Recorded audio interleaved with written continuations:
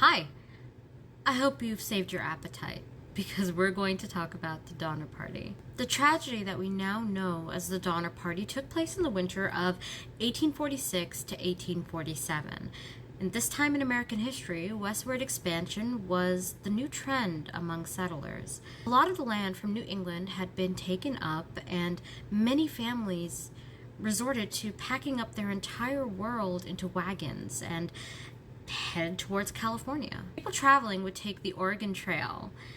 The entire journey would be anywhere between 140 to 160 days long, and these settlers would leave in groups of wagons. The Donner Party had 87 men, women, and children traveling, but only 47 of them will survive the journey. A man named Lancer Hastings wanted to take advantage of the current trend of moving out to California. So he put out a memo that he had discovered a trail much better than the Oregon Trail, and he called it the Hastings Cutoff.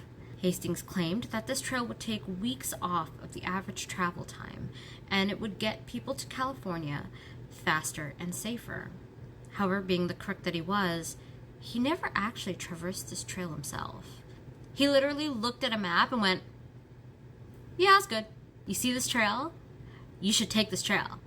I know nothing about the trail, but you should take the trail." If you're going to head out west, it was recommended that you did so by early April to avoid winter and adverse weather along your journey. One of the Donner Party's main mistakes is that they left by May 12th. Far too late. The fact that this group of travelers left late is just a small omen of what is to come. The Donner Reed Party left Independence, Missouri around May 12th. This journey was only supposed to take 4 months, but it would be almost a full year before either the Donner or the Reed family would make it to California. Another mistake that led to the misfortune of the Donner Party is that the Reed family brought along a family member, Miss Sarah Keyes, who was in the final stages of consumption.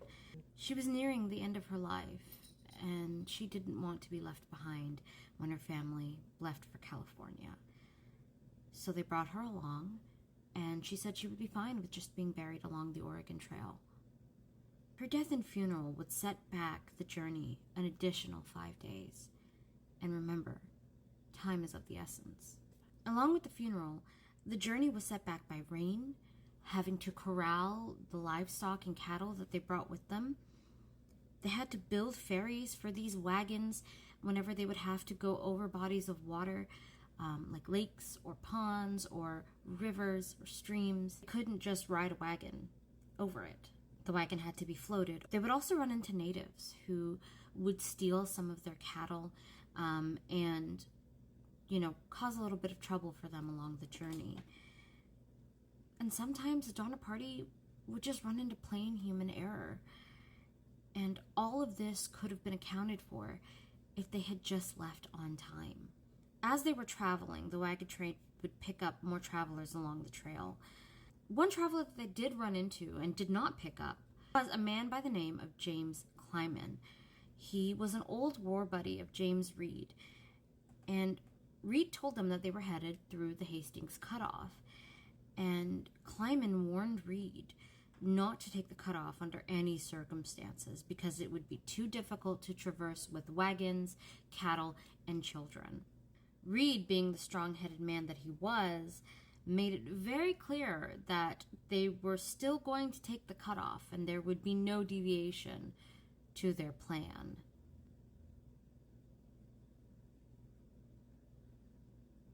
Here is where James Reed leads 2 families to their doom.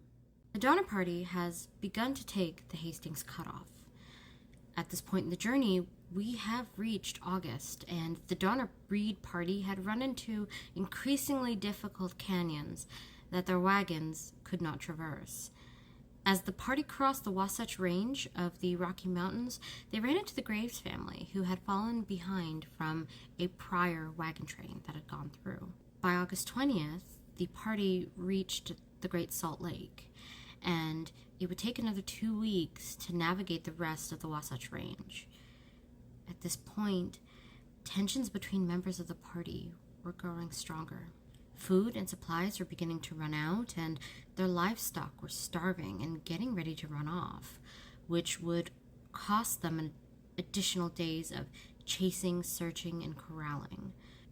By August 30th, they've run out of water to feed their cattle and must take additional time to find more. By September 3rd, the party had lost over 36 head of cattle, and they've realized that they don't have enough supplies to get them to California. So they sent two men, Charles Stanton and William McCutcheon, off to Fort Sutton to request more supplies. By the end of September, we see the Donner Party returning back to the main trail, with the detour on the Hastings cutoff costing them a month in precious time and resources. They also had the addition of two Miwok Native Americans, Louis and Salvador, who felt sorry for the wayward travelers and offered to help as guides. Yeah, this is going to end great for them. Great.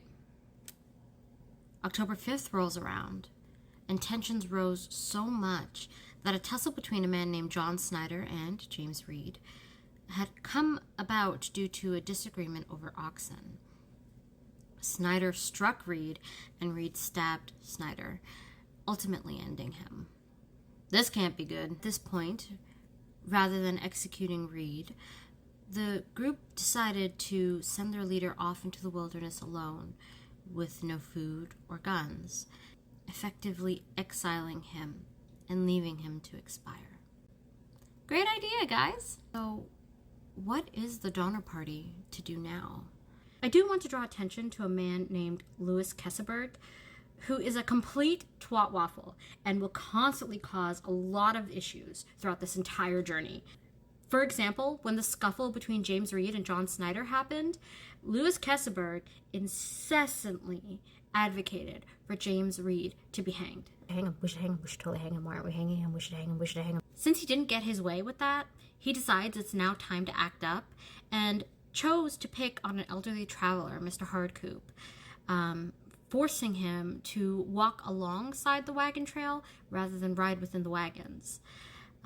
This led to Mr. Hardcoop following behind the entire wagon trail, and he was last seen sitting on the side of the road, urging others to go on without him. Mid-October is when we see the Donner Reed Party reach the Truckee River, and they had already lost an additional 21 oxen to Native Americans slaughtering them. The weather at this point was beginning to get colder, and it was clear that they were approaching winter, with mild indications of upcoming snowfall. Some of the party wanted to stop for fear of snow, and others wanted to push forward to get to California as fast as possible. October 25th, one of the two men who were sent to go get provisions, Charles Stanton, returns with 7 mules loaded with supplies and food. William McCutcheon, the other man who went to go get provisions, had fallen ill and had to stay behind at the fort. At this point, the party elected George Donner to be the new leader, which he reluctantly accepted. And on October 31st, George Donner cuts his hand badly while fixing a wagon wheel, and this would prove to be detrimental. Well, he was definitely a cut above the rest, huh? Here is where things begin to go even more awry with the Donner Party. Winter is coming, and the party is growing more desperate as they approach the Sierra Nevada, which will be the most difficult leg of their journey.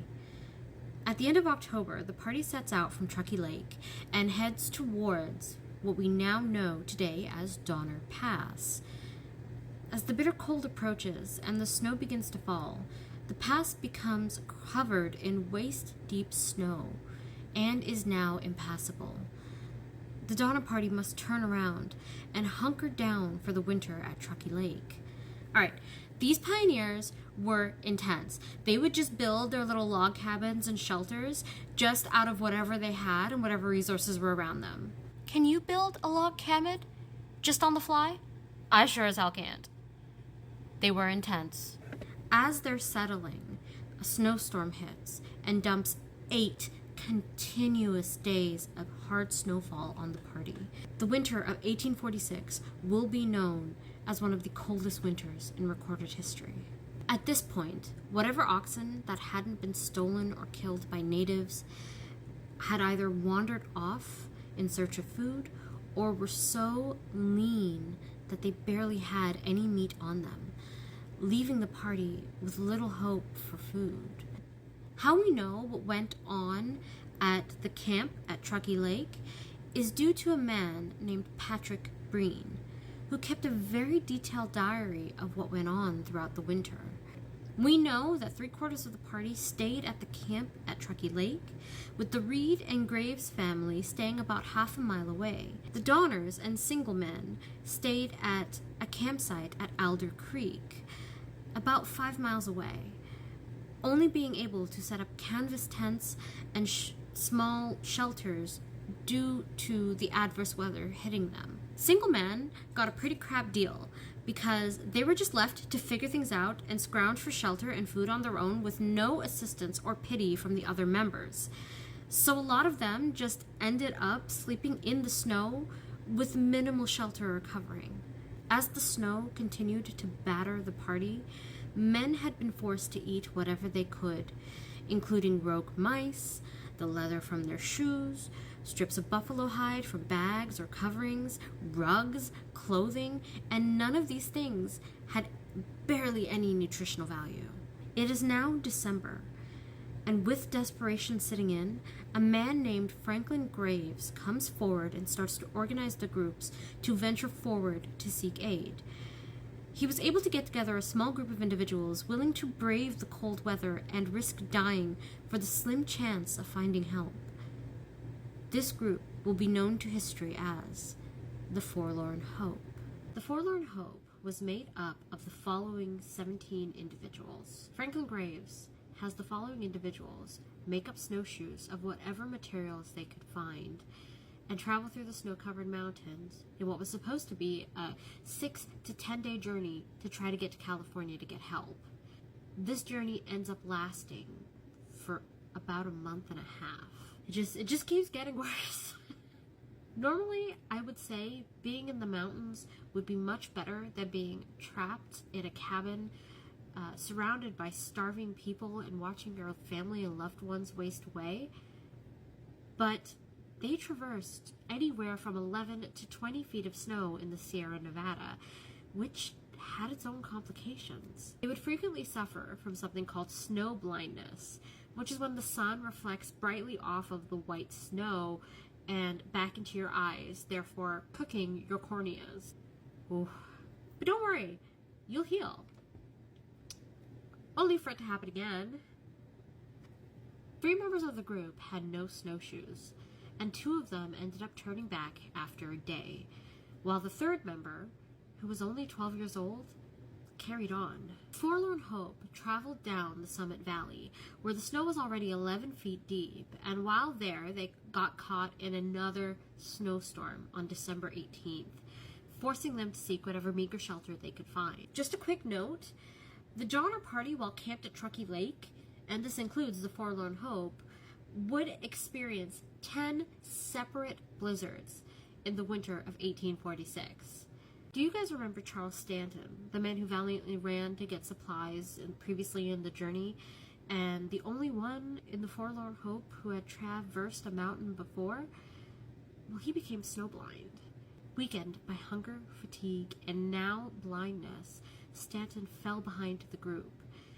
When he could not go on, he took a few last puffs of his pipe, lay down in the snow, and eventually passed away.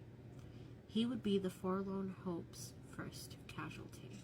All of this is made even more sad by the fact that they were only a day's journey away from a ranch settlement that could have helped them and ended the overall tragedy much sooner.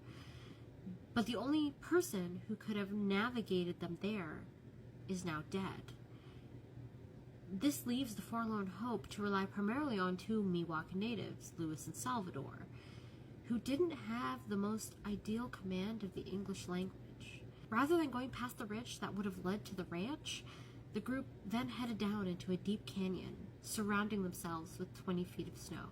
By now, the expected 6 days of travel has lapsed, And they had only brought enough rations for what they thought would have been 6 days, maybe 10 days of travel. The party was growing hungry, and there suddenly rose talk of who may die so the others will live. Cannibalism! However, their sense of morality caused them to abandon the thought of eating each other. For now. I'm going to issue a content warning. This is a dark episode. You're not going to want to have kids around while we're watching. On December 23rd, Patrick Dolan, the resident Irishman, floats the idea that it's coming time that someone needs to make a sacrifice in order to save the rest. So he brings up the idea of drawing lots to see who the lucky winner would be. The men took turns drawing for their fate. And the one who drew the longest lot was none other than Patrick Dolan himself. Ha! Karma! The group felt that none of them had the heart to unalive Patrick. So he is spared. For now. On December 23rd, Antonio is the casualty. How they find out that he died was, as they were huddled around the campfire, his hand fell into the fire, and he didn't cry out in pain or try to pull his hand back. Instead, his body just slumped over into the snow, lifeless. Shortly after the death of Antonio, one of the men of the party went to chop wood, and as he swung the axe back, the head of the axe went flying into the snow and disappeared forever, leaving the party with no way to create more firewood. Buckle up, TikTok. It's about to get rough. It is now Christmas Eve, and the forlorn hope is battered again with another 4-day storm, leaving these snowshoers stranded on the mountainside with no food and very little shelter. Here is where we start to see the effects of hypothermia set in. The forlorn hope is forced to set up camp, and this location will be known as the Death Camp, while the camp at Truckee Lake will be known moving forward as the Starvation Camp. We'll talk more on the Starvation Camp later. Franklin Graves now has the settlers form a tent out of blankets, leaving them only to keep themselves warm with the only thing they had left, their body heat. What? Is this going to keep getting worse? On Christmas Eve, the first to die is Patrick Dolan. He starts to exhibit late stages of hypothermia, to include paradoxical undressing. Ranting and raving, Patrick Dolan goes out into the snow, completely naked, and freezes to death soon after. The next to die on Christmas Eve is the man who we all thought would make it to the end, the one and only Franklin Graves. The man who tried so many times to save his family and the entire party. Franklin Graves succumbs to the cold and weakness, and in his dying moments, he tells his daughters, Sarah and Mary, to consume of his body so that they may live. And finally, Lemuel Murphy, the youngest male in the camp, begins to lose his mind. He begins to bite at, attack, and try to eat the other members of the camp. Screaming like a madman, his body eventually gives out, and he dies in the snow at 2 a.m. Out of desperation, the forlorn hope realizes that they have no choice and must do what is necessary. On Christmas morning, the camp divided into two, so that no one would have to eat the flesh of their own kin. They managed to find some dry wood and cooked and ate the 3 men who passed away the night before. All that could be heard is the sound of the fire and the chewing of the sinew and gristle as they partook in the flesh of their party members, out of desperation. And a Merry Christmas to all, and to all a good night. Let's take a quick moment to talk about the science behind the Donner Party, because if we understand the science, we can truly understand how horrifying this entire ordeal is. Let's start with hypothermia. Hypothermia starts to happen when the human body temperature drops below 95 degrees Fahrenheit. The body normally maintains itself around 98 degrees Fahrenheit on a day-to-day basis. There are 3 major stages of hypothermia. At mild hypothermia, your body starts to shiver, your teeth chatter, and your blood vessels constrict in hopes to save some body heat. We begin to see signs of mental confusion and hyperglycemia at this stage, which makes you hungry. At moderate hypothermia, you stop shivering, but you begin to grow more confused and dazed, with impaired judgment, decreased reflexes, and decreased fine motor skills being hallmark traits. Finally, in the severe phase, your body is aching with every step you take. You have hallucinations and start to exhibit something called terminal burrowing and paradoxical undressing. What is terminal burrowing? Terminal burrowing is when someone is dying and they go into small enclosed spaces to do so. This is a primitive instinctual behavior in mammals, and it is meant as a means of protecting ourselves during hibernation, or in the Donner Party's case, when we're getting ready to die. Now, what is paradoxical undressing? Paradoxical undressing happens when blood vessels that have been constricting this entire time finally give out, and they can no longer hold, so they release all the blood that they have kept in, sending a rush of blood from your core to your extremities. This makes people feel extremely warm despite the cold climate they're in, and they start to undress, causing their body temperature to sharply drop, eventually leading to death. The other aspect of the Donner Party that I want to talk about is starvation. There are 3 phases of starvation. Phase 1 is when you will be preoccupied with foods and thoughts of eating. Your body will ache, you'll become irritable, and have little to no energy to do things. Your body will resort to breaking down protein and fat. Phase 2 has your body using up stored fat, and this is synthesized in the liver, which creates ketones. Ketones make you feel less hungry. When ketones are produced in your body, your breath begins to start to smell like nail polish remover. Once you've hit phase 3, your fat stores are gone and your body now starts to break down muscle. Since muscles are full of protein and your body needs protein to function, this overall process happens very rapidly. In phase 3, we see hair loss, a bloated belly, flaky skin, swollen extremities, and the inability to fight off basic infections, which then leads to death. When we look at the Donner Party, especially when we focus on the starvation aspect, if they had just not eaten during phase 2 of starvation and prolonged and spaced it out a little more, they wouldn't have felt hungry enough to have to resort to eating each other. But it's because they would eat every chance they had. Even if what they ate wasn't nutritious in any way, shape, or form, that is what drove them to resort to cannibalism at the very end. Science is amazing, isn't it? The only 2 people who didn't partake in the Christmas cannibalism was Louis and Salvador, who felt this was beyond disgusting and affront to all things they know and care about. They ain't wrong. If the forlorn hope is to have any chance of survival, they need to keep moving. So they've stripped off the flesh of their former travel mates and got about 5 days total worth of meat from them. Remember, at this point, there's no real fat or real substance to the meat on these people. When they ran out of human jerky, they had to roast the only thing they had left, their shoes. They walked through the snowy mountain barefoot. Barefoot! I don't think y'all hearing me. Barefoot! The hunger pains came back, and William Foster suggests it's time for someone to, yet again, make a sacrifice for the survival of the rest. He suggests that they eat Louis and Salvador. Thankfully, William Eddy tipped them off, and under the cover of darkness, Louis and Salvador disappeared into the night. Not that it would do them any good. Seriously. Everyone decides to split up and search for whatever game they could find to kill and bring back. For the first time in this entire ordeal, the group finds themselves with a little bit of luck. Mary Graves and William Eddy were able to shoot a deer with the one of the only remaining bullets they had left. They followed the blood trail and managed to kill the deer and bring it back to the camp. After slitting its throat, Mary and William were so hungry that they dove into the snow, drinking the warm blood of the deer to keep themselves alive.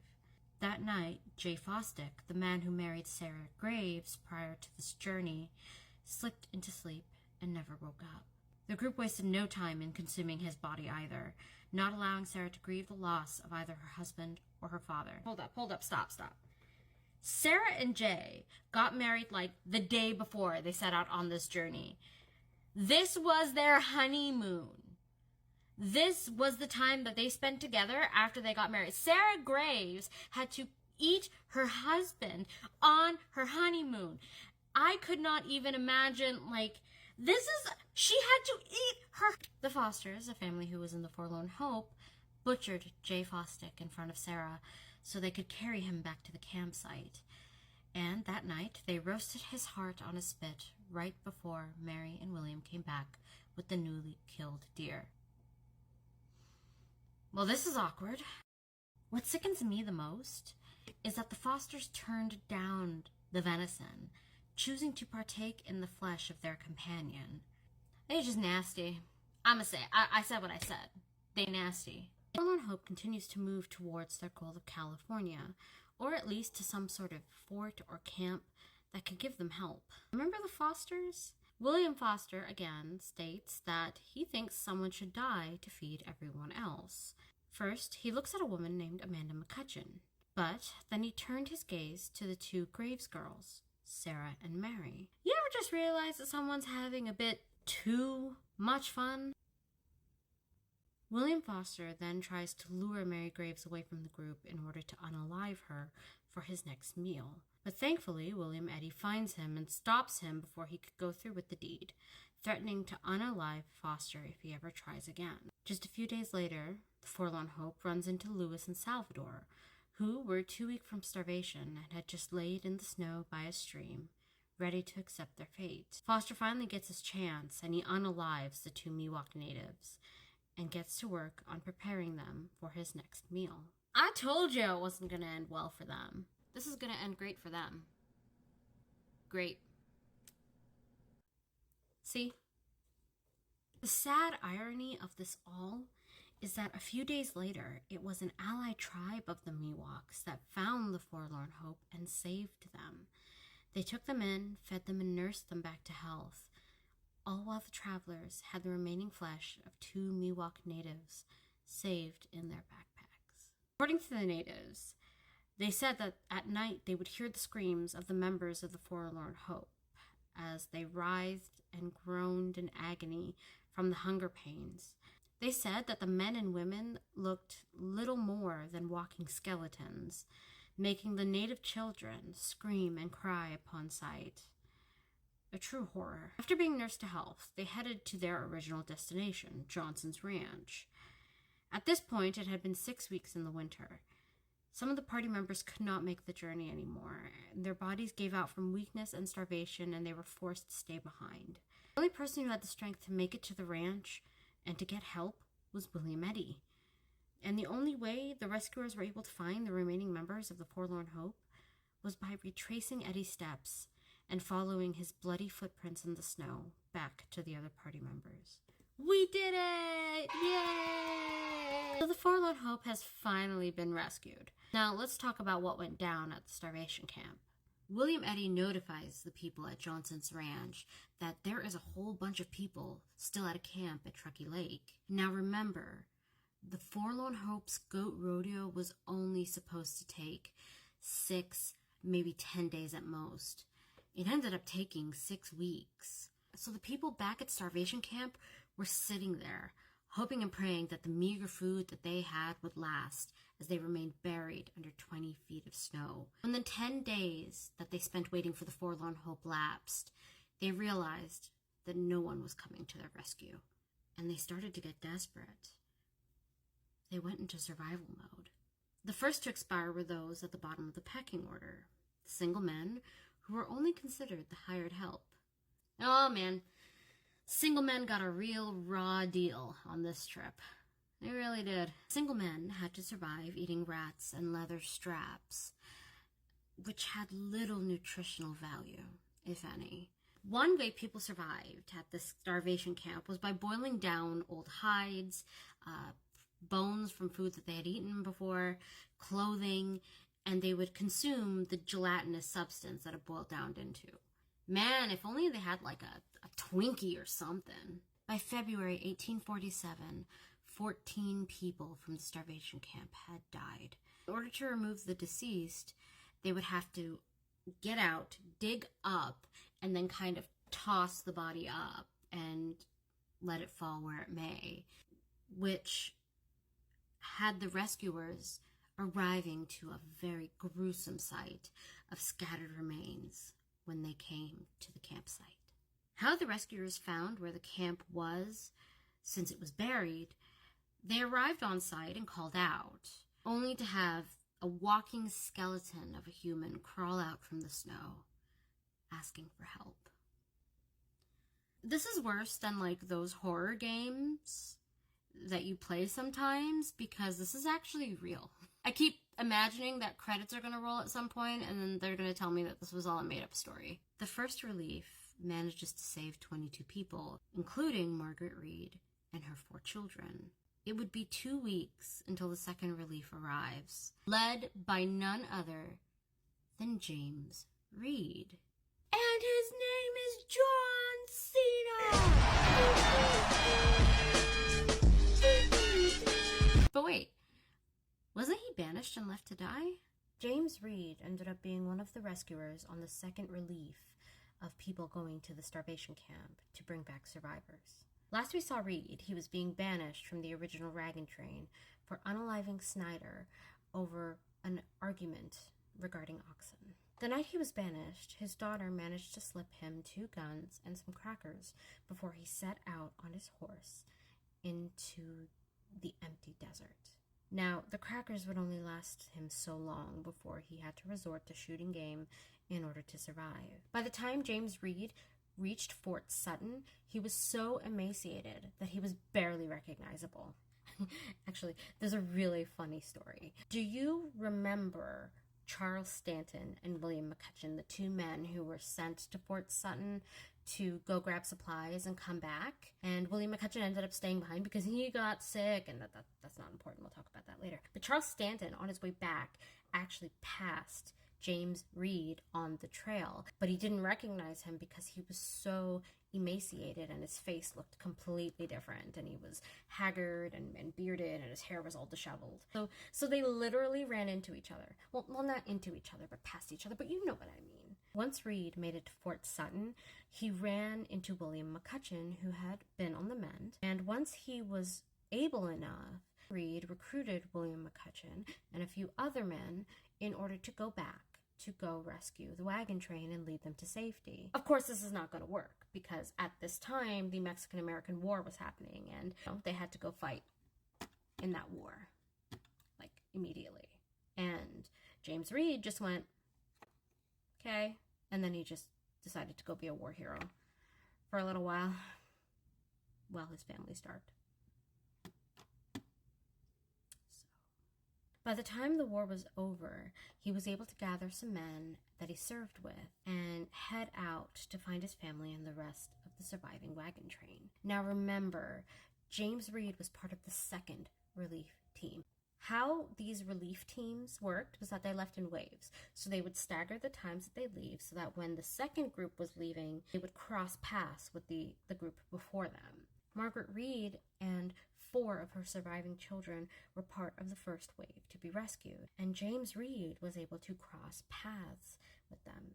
Needless to say, he was so elated that his wife and 4 children had survived. And while Reed would have loved nothing more than to be there with his wife, whom he had not seen in months, he still had 2 other children left behind at the camp, and he was determined to rescue them. Of the first wave, only 2 out of 17 people had passed away, one being 3-year-old Ada Kesselberg, whose mother refused to let go of the child's body after her passing. When she finally agreed to do so, little Ada Kesselberg's body was thrown to the wolves, and they just kept moving forward. So James Reed finally makes it to the starvation camp, and he was horrified to see just how much cannibalism took place. When James Reed first arrives at camp, he enters into the cabin where the Murphy family had stayed. On entering, he observed that there were human bones strewn about with teeth marks in them, as well as clumps of inedible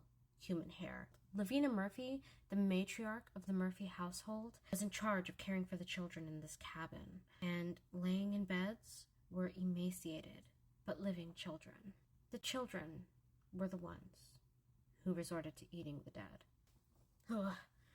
I don't know what's more terrifying than cannibalistic children. Like, I'm going to have nightmares. You know what? No, I'm already having nightmares about these cannibalistic children. Like, the children already kind of gross me out with, like, their germs and their sticky fingers, and I can't imagine adding cannibalism to the mix. Can you imagine little demonic children with sticky fingers and germs and they eat you, and then you end up being stuck with these cannibalistic children, and they are everywhere and you can't escape them. And we see that the children in the Donner cabin had partook in cannibalism as well, eating the body of Jacob Donner in front of his brother, George Donner.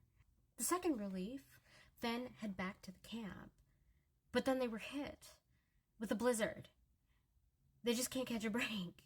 The blizzard caused more casualties, the first being Elizabeth Graves. And as they were trapped and starving, Mary Donner, who was only 7 or 8 years old, immediately starts talking about eating Elizabeth and urged the others to prepare her to be cooked. Now, if there is a God, I'm pretty sure he hates James Reed. How many of you remember Louis Kesselberg? Turns out, when everyone was scrambling trying to find or build shelters to hunker down before the winter storms happened, he refused to help anyone because he stepped on a sharp branch and he had an owie on his foot. You ever just want to beat someone with a bat just out of principle? As time went on, Louis's already damaged mind grew worse as things became more dire. The first victim of Kesselberg was a little boy named George Foster. Kesselberg took little George into his bed one night, and the next day, the boy had died, believed to have been smothered by Kesselberg in his sleep. When the boy was seen last, Kesselberg had him hanging on a peg in the cabin, and he ended up consuming him shortly after.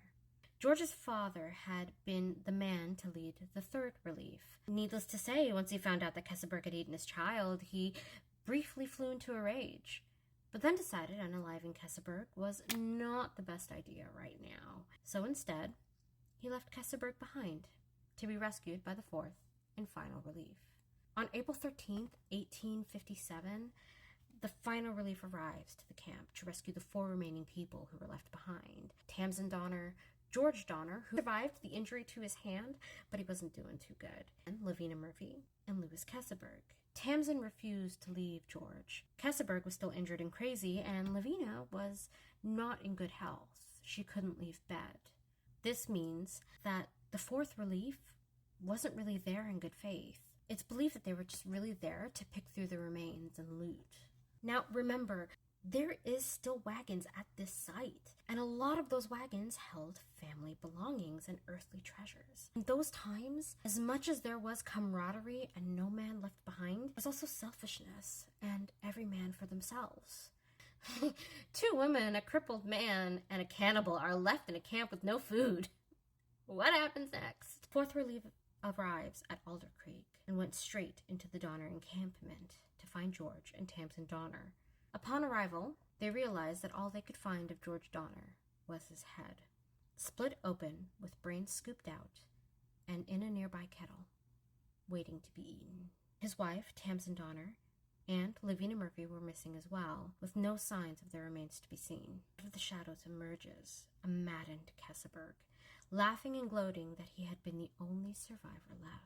Kesselberg stated that George died of infection, and Tamsin died from catching a chill after having fallen in a lake. Lavina Murphy died in her bed of starvation, denying that he had unalived any of them. Kesselberg also states that Tamsin Donner entrusted him with the family's silver before she had died. A bullshit? A bullshit? A bullshit. You have to be out of your mind if you believe any of that. Kesselberg, however, absolutely admitted to eating all 3 of his campmates, bragging that Tamsin Donner's flesh was the most delectable of all. In response to this, the fourth relief ties a noose around Kesselberg's neck and strangles him until he reveals where the loot had been stashed. They ransacked the camp and quickly returned back to California, where Louis Kesselberg lived out the rest of his life in infamy, known as Kesselberg, the cannibal, the man who ate the most human flesh out of the entire Donner Reed party. There were many members of the Donner Reed party that survived the ordeal and were able to share of the accounts of what happened there. And despite these being very hardy and strong people, as most pioneers were, still very much suffered the effects of PTSD, to say the very least. Out of all the families that suffered the most, the Murphys, Donners, and the Graves, in my opinion, suffered more than any other family that joined that wagon train, with their bloodlines being nearly wiped out. But this wraps up the story of the Donner Party. And as always, I encourage you to do your own research and check out a book called The Indifferent Stars Above by Daniel James Brown. It was my main source of information for this topic. Thank you for watching. Okay, bye!